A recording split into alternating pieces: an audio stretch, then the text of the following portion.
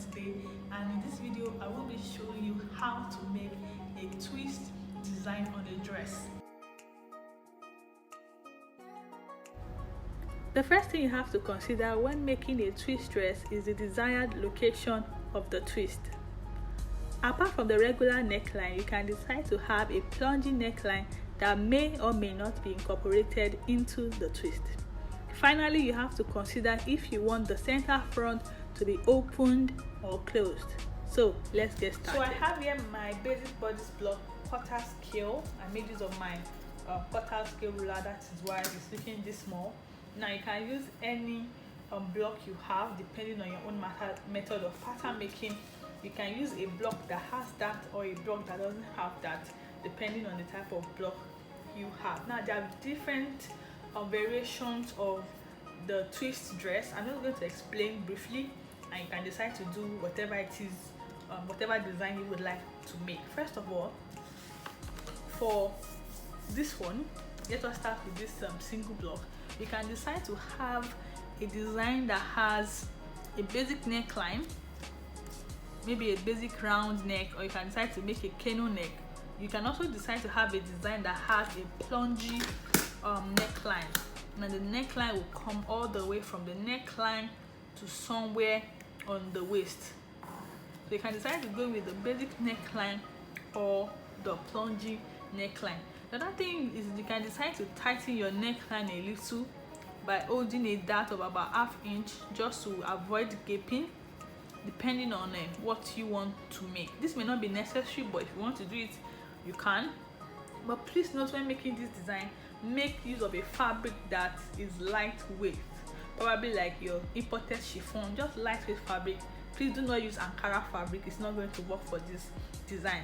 The other thing you have to notice is where you want your style line to be. If you want a style line that will be joining from the center front all the way from the neckline to the hem, if that is what you want, you have to determine all these things first.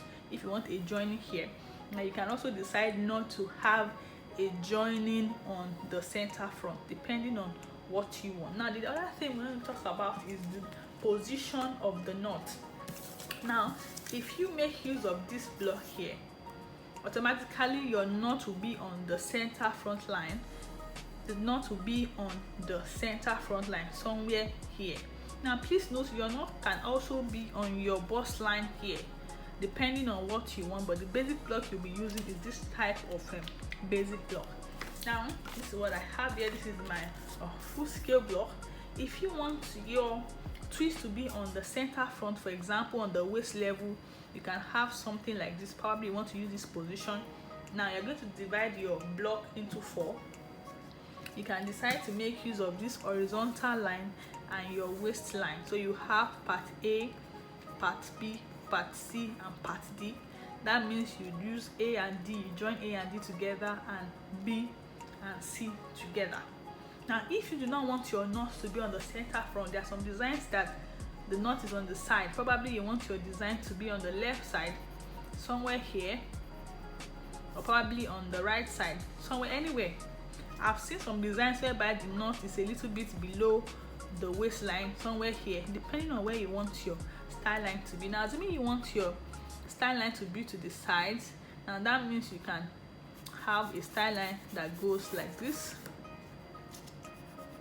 from the side going through your intersection to probably your bust line, and from under your bust to the intersection, and from the intersection to somewhere on the other side. Now it's not compulsory you have straight lines. You can decide to have curved lines from here to here, and you have another curved line from here to here. So you can have section A, there will be no break on the waist. Section A, section B will be all of this, section C will be all of this, and section D will be everything down here.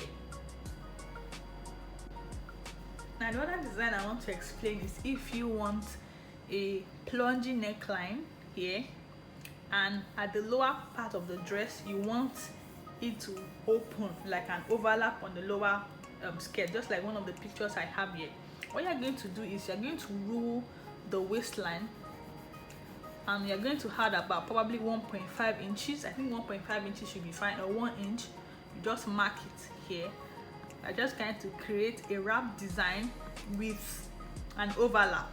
Now from the neckline, automatically you may have to make use of a plunging neckline. So from here, you bring it out to the 1.5 here, and from the 1.5 you take it somewhere here and you blend it into the neckline. And that means that when you are done making this dress, it's going to cover from here to somewhere around the hip region, and from the hip region, if you want it to just open up very well, you know, from the hem you can just come in by 1 inch and blend. If you want it to be a straight line, you can just have something like a straight line, or you can just blend it here, just a straight line down if you don't want it to open. But if you want to have a dress that opens, from the 1.5 here for the overlap, you just bring it into the design. So these are just the basic explanation of how to make the wrap design. Let me repeat myself. You can have a basic neckline, you can decide to have a plunging neckline, you can decide to have a twist design that has an overlap here. Then the overlap can open or not depending on the position you place it on the hem.